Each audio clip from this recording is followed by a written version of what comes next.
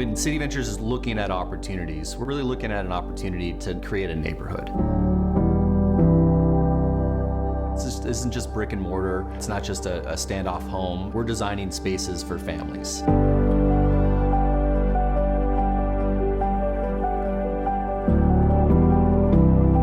At City Ventures, we intentionally put our homes on the street. We want to integrate into the community and create that sense of place. Building off of Eginhouse, which means to make or create, the residents, they get to co-author and co-design their homes.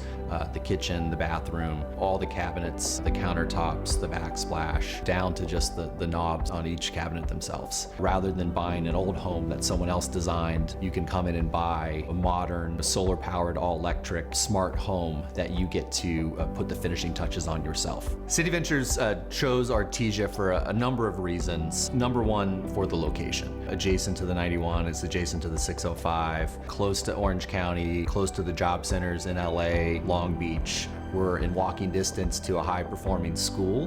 The ABC School District is one of the top-performing school districts in the state.